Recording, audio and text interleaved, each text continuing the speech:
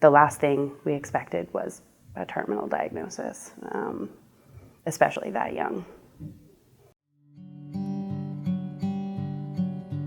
We actually met on a backcountry trail crew in 2004. We were working on Saddleback Mountain, building stone staircases on the AT. And actually that's where we ended up getting married a couple years down the road. Steve, he had a great sense of humor, and he loved to teach people about trails. He did trail work for a living.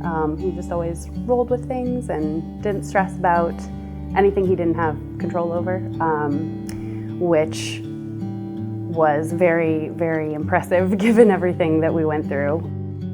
He was diagnosed in October of 2009. We went for a hike on the Messalonsky Stream Trail. He was speaking to me normally, like his cadence was normal, but the words were complete gibberish. We eventually ended up in the emergency room, and he was diagnosed with a tumor the size of a lemon in his brain, and he was 27.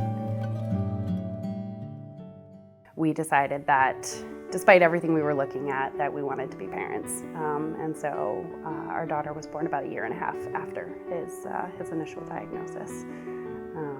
And best thing we ever did with our lives. One of the biggest worries for me was just that, the whole semblance of normalcy. Kids are remarkably resilient, as I have found, but at the same time, you want them to have as normal of a life as possible. So the Kennebec Valley YMCA was a huge supporter. When Zoe started at the Learning Center, she was 10 weeks old. Our medical bills were huge, and so we didn't think we were going to be able to afford to send her here. And so from the very beginning, they've supported us with child care scholarships. The Y is like a family. They really gave us so much peace of mind knowing that Zoe had a safe place to be every day where she was completely loved, and it didn't matter what was going on with Steve's treatments. We knew she was going to be taken care of.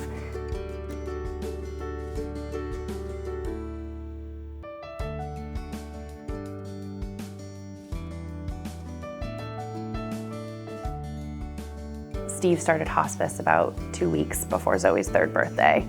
And I knew that with everything going on, I wasn't going to be able to do any sort of big party or anything like that. One of Zoe's former teachers from the Kennebec Valley Y rallied Y staff, friends, community members, the Children's Discovery Museum, everybody, and threw a massive 3rd birthday party for Zoe.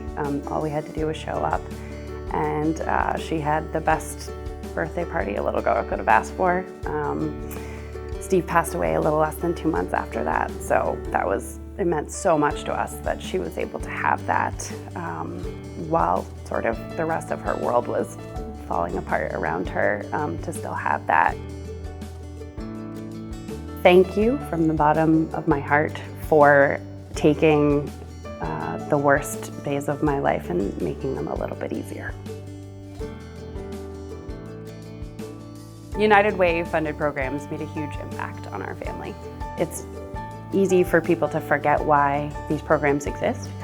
When people fall on hard times, it's really important that those organizations be there to support them. Our family has experienced something incredibly devastating, but I can't imagine how we would have weathered the last 5 years without the support that we received. Every little bit for a family going through something similar really makes a huge difference in the daily lives.